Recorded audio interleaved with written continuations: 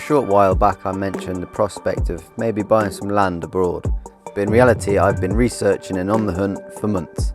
I found a plot that meted all of my criteria, got in touch with the estate agent and hired a lawyer. But with the pandemic, it was making things really hard. Against all of the odds, I made the 1,500-mile journey to make sure that this plot of land was exactly what I wanted. And where the plot in question is,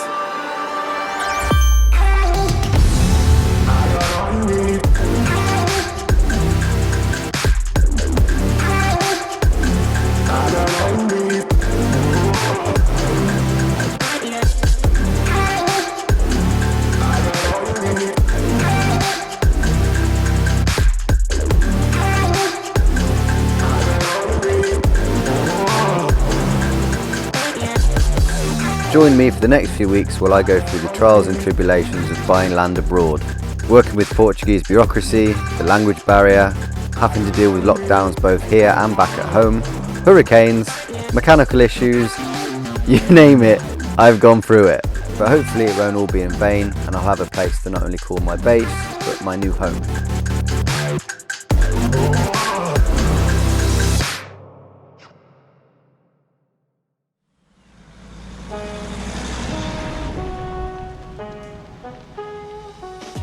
The journey starts in sunny Coventry, my hometown, where I've got to sort out quite a lot on the van, see some family and friends and tie up a few loose ends before making the huge trip out of the UK and down Europe during a global pandemic.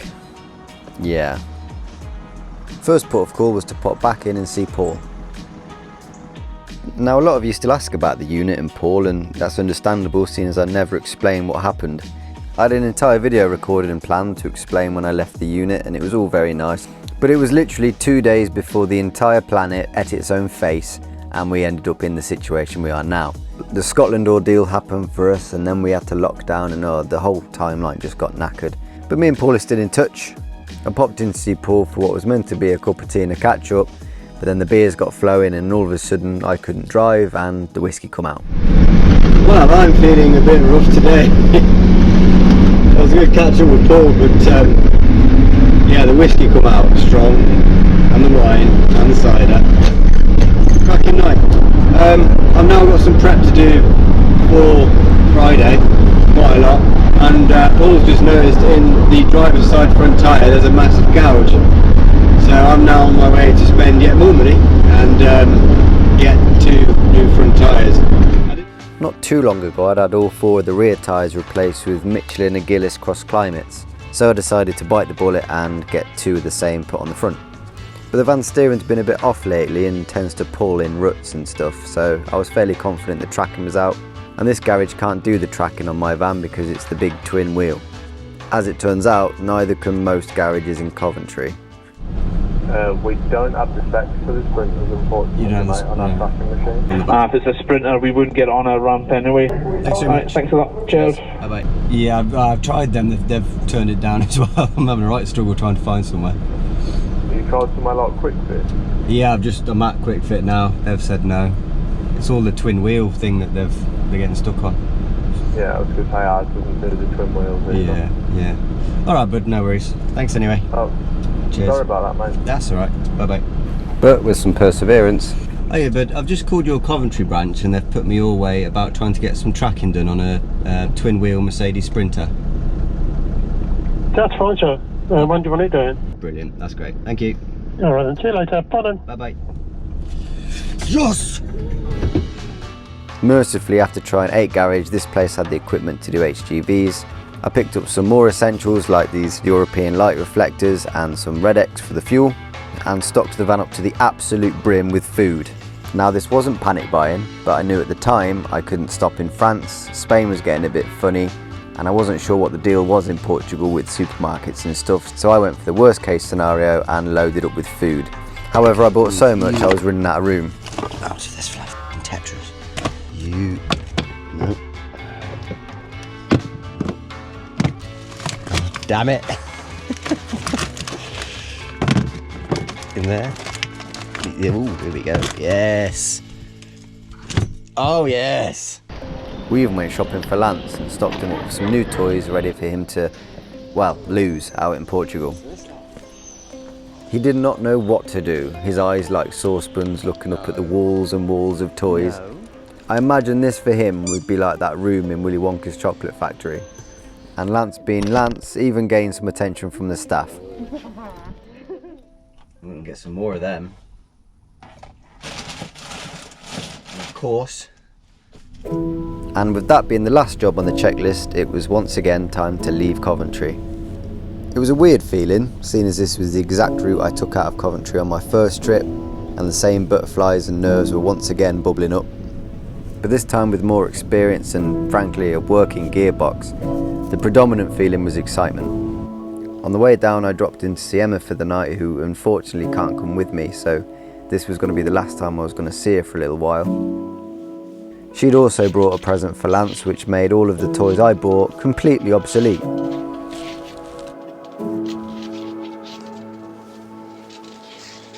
It's the maddest I've ever seen him. Then it was just the long haul down to the south coast, including my favourite road, the M25, as seen here, where I was meeting Simon to not only say farewell, but to give him one last little hand on his RV.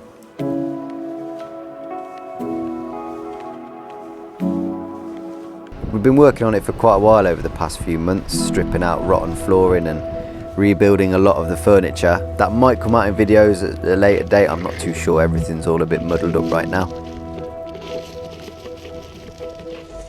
Yep, project on the beach. That's a win. I'm not going to carry on through hours more losing. Sample it for us, because I've only just put the camera on. Arse. Oh, not too long in the thigh, Not no? too long in the thigh. That was a concern. Would you at least want to get the table Perfect made? length for the floor. Well, I have a plan for that. Ooh.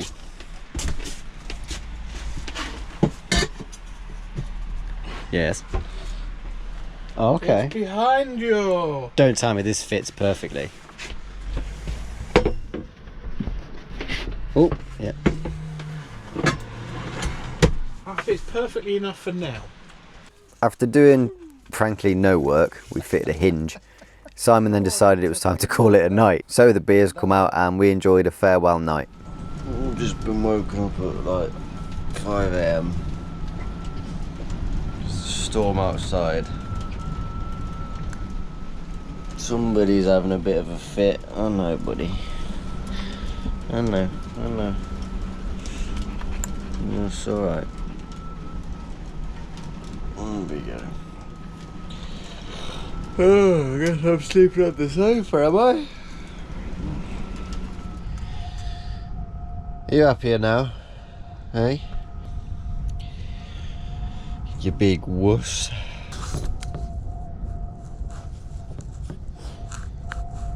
Ooh, I'm glad we're not on the ferry. Jesus, look at them waves. Are you ready for an adventure? Oh God, I'm not. How? What was that for? I'm gonna need another nap today before the journey tonight. Right. Took these off a while back in protest, and now I'm having to sheepishly reapply them. It's either that or one of the shit stickers.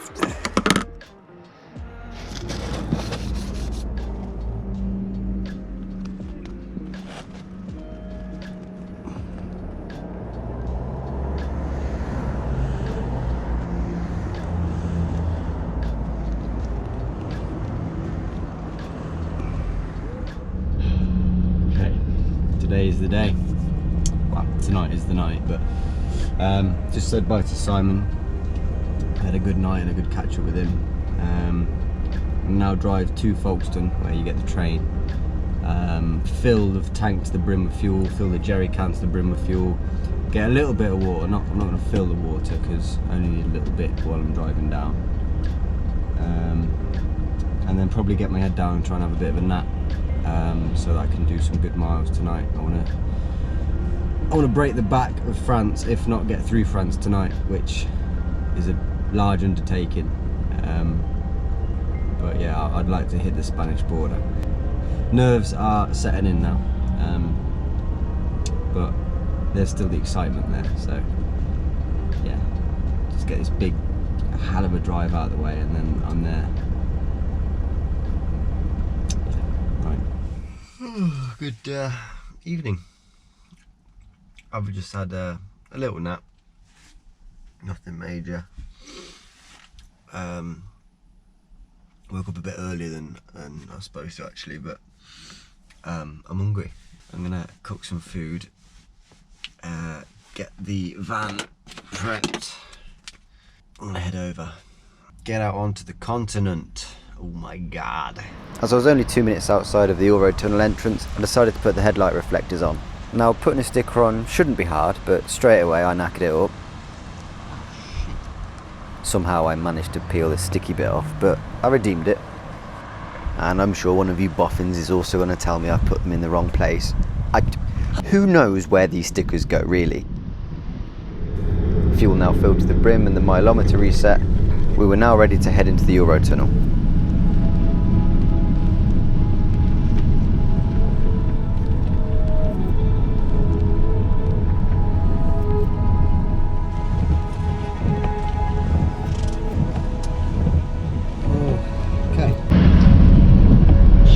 I've done the same as Ash. Why am I in a car park? Well, do you know what? We've actually got a good hour to kill, so.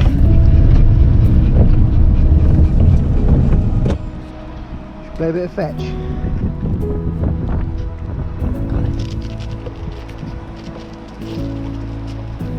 Nerves were now starting to build, not helped by the fact that the entire Eurotunnel compound was completely deserted. I always try and tell myself that staying out of the comfort zone is the best place to be, and these nerves are a good sign, but with the way the world is this year, I didn't really know what to expect. But that hour just flew by. Within a blink of an eye, it was time to go.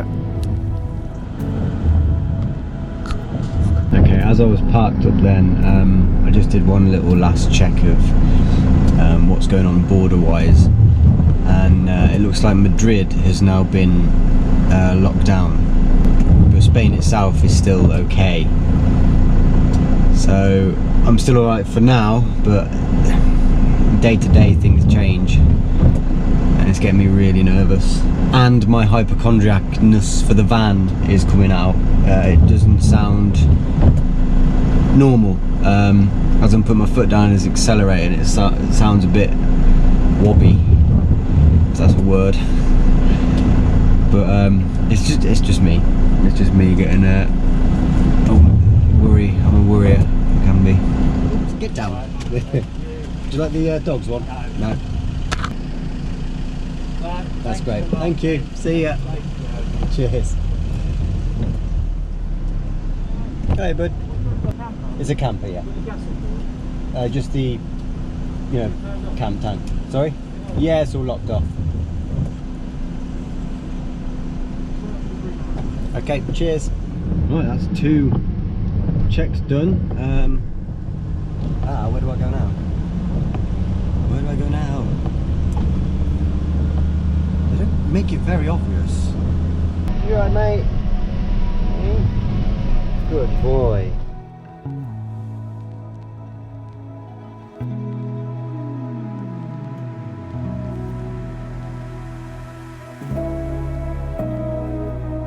This was my first time on the Eurotunnel, quite the surreal experience. I mean, you drive onto a train which goes under the sea. That, coupled with the COVID rules like don't exit your vehicle, don't use the bathrooms, keep your windows done up, made it feel just that bit more alien.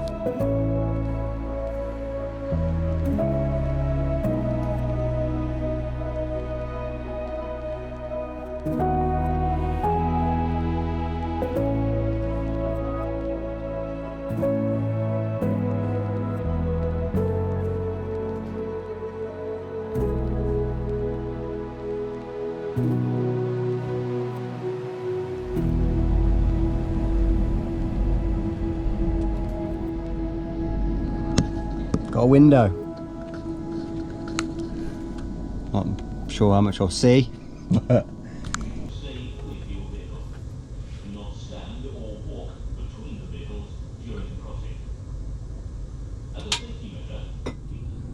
we're moving. Bloody hell.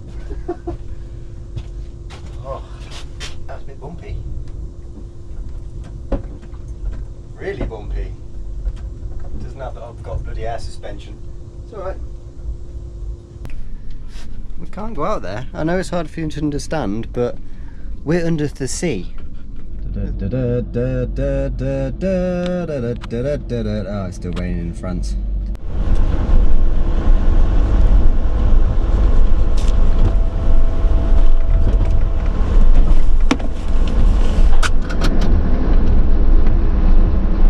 And that is that.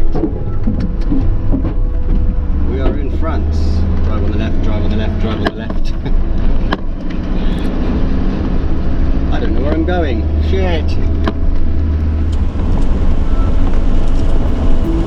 Oh, don't do this now. My phone cradle's just packed up. I need you for seeing things. Right. This is why we have no toys. Why have you took them all out of the van? This is a temporary stop. These are brand new, damn it. Right, that's the phone cradle back, and the destination for my overnight park will be in 9 hours 48 minutes. Oh my god. Oh, here we go. Okay, first roundabout a success. Not that there's anyone to crash into. It's very abrupt once you get off the train in Calais. You're just on the motorway and away you go. It's a little embarrassing to admit, but once I hit the motorway in France, a little mini meltdown occurred. I mean, the nerves had been building all night, but I was now across the border in a foreign country on a completely deserted motorway in the pouring rain, and I'm in a van that's got ridiculously high mileage that's not sounding right, and I'm out here during a global pandemic. What if I break down and the cover won't work out here? Will the borders be open by the time I get there? What if I get turned around? My girlfriend and family are getting ever further away. What if I get stuck out here? What was that noise? Did the engine just skip a beat? Did the diff just explode? It's going to break down and nobody out here is going to help me because of the virus. The steering's still pulling. Is it the wind or is the wheel about to come off and plummet us off the road? Breathe. In. Out. Repeat. Put a podcast on. It took about an hour for me to settle, but the van carried on. No wheels fell off.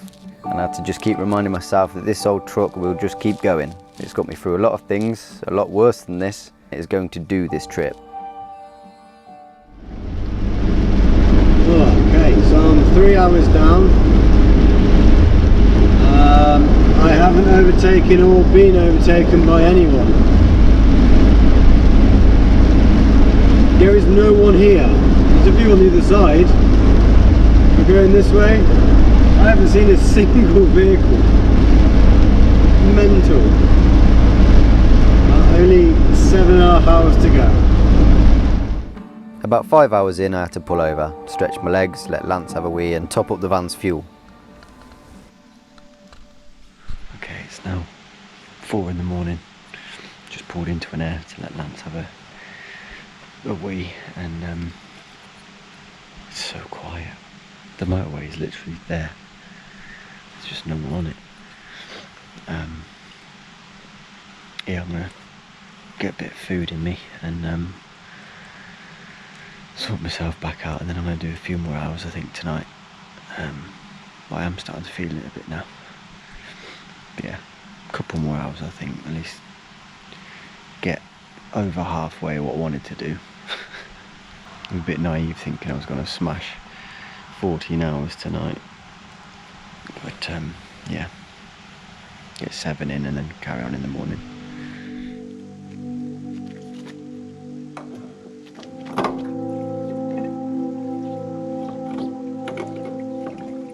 With the jerry can now in the tank, that's another 100 miles, so I carried on as long as I could until tiredness dictated otherwise.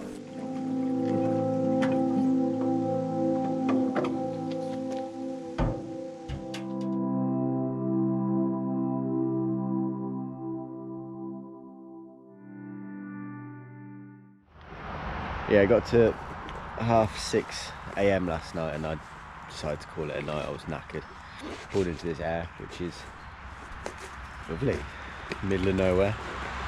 And yeah, I woke up this morning and totally forgot where I was. felt like a dream last night, and I woke up and thought, yeah, I'll pop into a Tesco, grab some bits, and then no, there is no Tesco out here.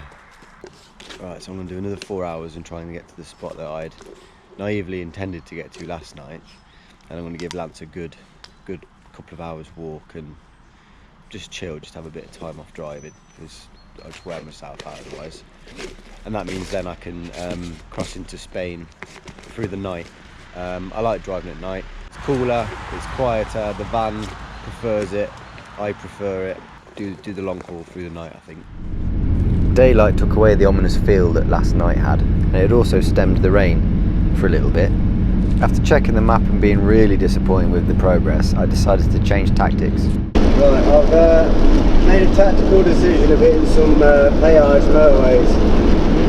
They're a bit expensive, but it's knocking an hour and a half off, so I'm just doing it. Well, I'm coming up to one of the ticket machines now. One of the problems with driving a right-hand drive vehicle over here, ticket machines that side, it's a bit of a faff. Okay, yep.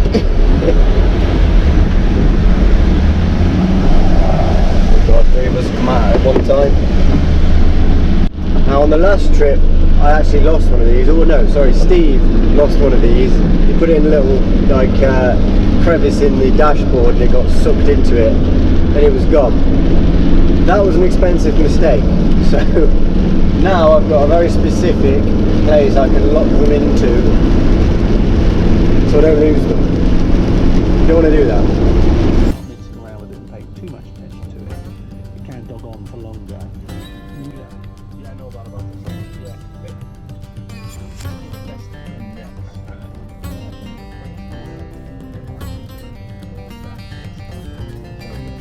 The wind has got so bad now, it's blown all over the place. Why whenever I hit the continent is it just shit weather? Last time it was the beast from the east. Now I've driven 500 miles and it's not stopped raining, and now there is a blizzard. Ooh.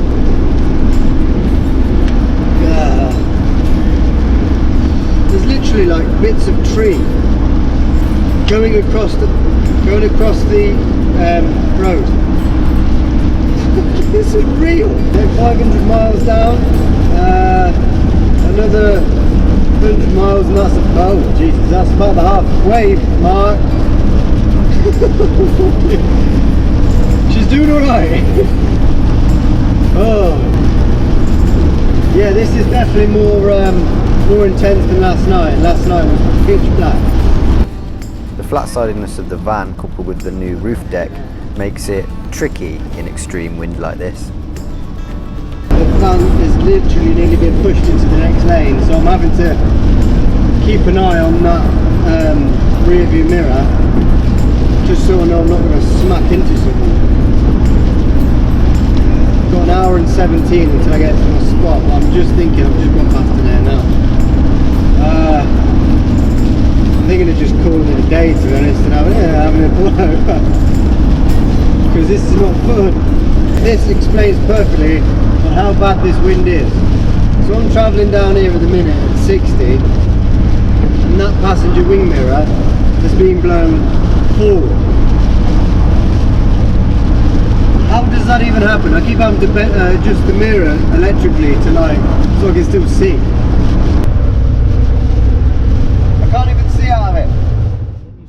100 miles later, thankfully I'd outran the storm, and I was now coming up to the first booth to pay for the toll. About 100 odd miles, let's see how much that comes to.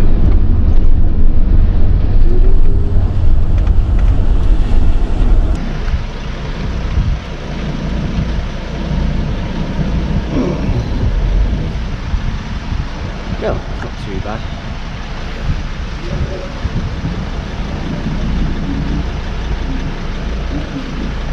There we go. The last bit of motorway for a while though, because I'm not far from Spain. But first priority now, find somewhere to pull over, eat and walk, little man.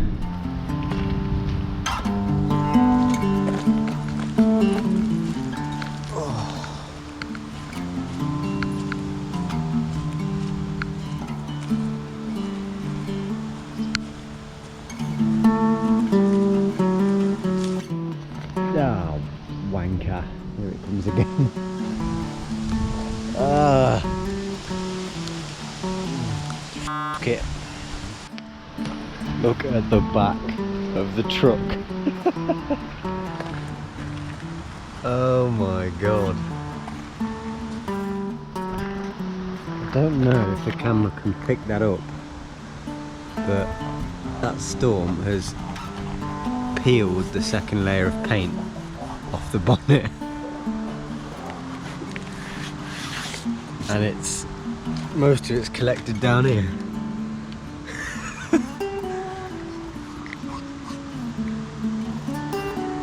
But we've got blue skies now. Are you happy to be out? Eh? I know you are. Oh yeah, by the way, caught myself in the mirror for the first time in I don't know how many days, and saw this, and just all of this. Oh, I'm not looking my best. Yeah, when I get up my next park up, I have a bit of a trim, I think.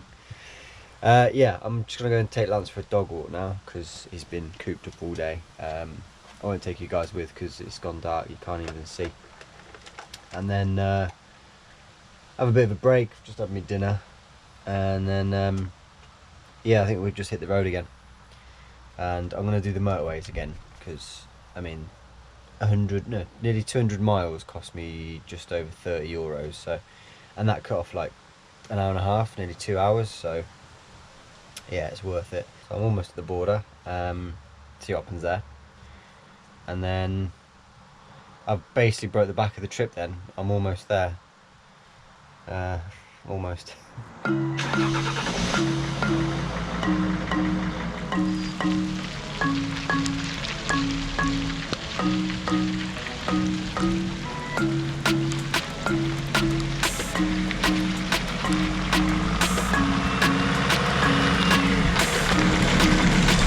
3 hours and I should be over the border and at a gymnasium car park that's got loads of camper facilities and shit. So I've got to empty the loo. Yeah, another reason I'm going on the motorway now, especially for the front bit, is last night I set off a couple of camera traps. Yeah. The trouble is when you don't go on the motorways, is it sends you through some pretty long straight roads, but you end up going through towns and stuff, and the speed limit just does that. And sometimes it's pretty easy just to miss them. They're pretty confusing, to be honest. I went past one last night and it said 50 on one side of the road and 70 on the other. So yeah, I'm pretty confident I've got some speeding tickets waiting for me when I get home. But you know, I'm just trying to navigate this tiny French town to get back on the motorway. I thought, oh yeah, I'll have a really nice park up at that place. Give the lads a good dog walk and just chill out for a bit. We got there, it rained and then it went dark, so I didn't even see it. Pointless.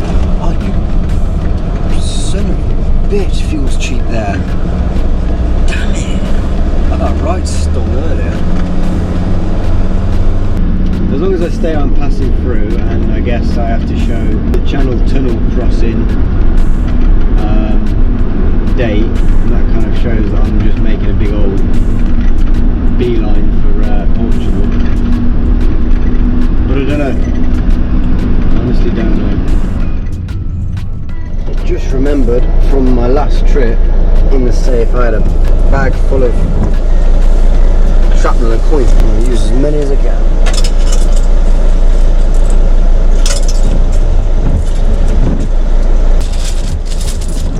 We got left, Lance, 30 cents left, and nope.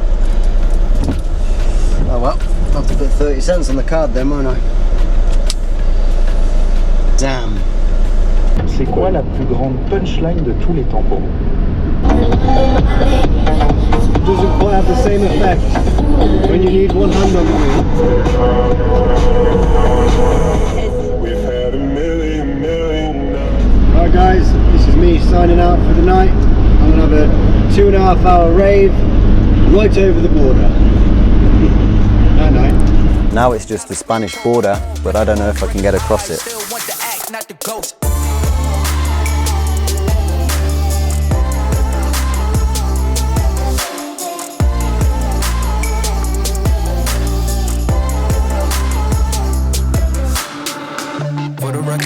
trying to make y'all comfortable.